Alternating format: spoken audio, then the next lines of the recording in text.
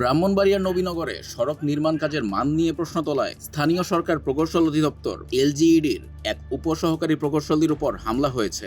এ ঘটনায় ঠিকাদারের এক ব্যবস্থাপককে গ্রেপ্তার করেছে পুলিশ।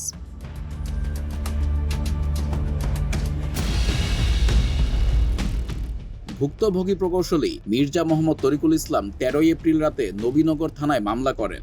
মামলায় স্থানীয় ঠিকাদার লোকমান হোসেন, তার গাড়ি চালক বিল্লাল হোসেন সহ আরও কয়েকজনকে আসামি করা হয়েছে। পুলিশ জানায়, অভিযোগের ভিত্তিতে ইতোমধ্যে ঠিকাদারের ব্যবস্থাপক ফোরকানকে গ্রেপ্তার করা হয়েছে।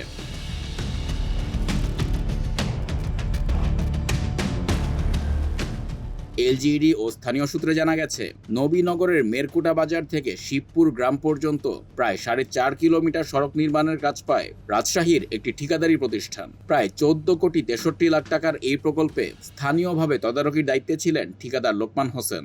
এই সড়ক নির্মাণে নিম্নমানের সামগ্রী ব্যবহারের অভিযোগ ওঠায় গত সোমবার ঢাকা থেকে এলজিইডির একটি প্রতিনিধি দল ঘটনাস্থল পরিদর্শনে যায়। এ সময় কাজের মান নিয়ে প্রশ্ন তুললে ঠিকাদার লোকমান হোসেন ও তার লোকজন প্রকৌশলী তরিকুল ইসলামের সঙ্গে বাগবিতণ্ডায় জড়ান।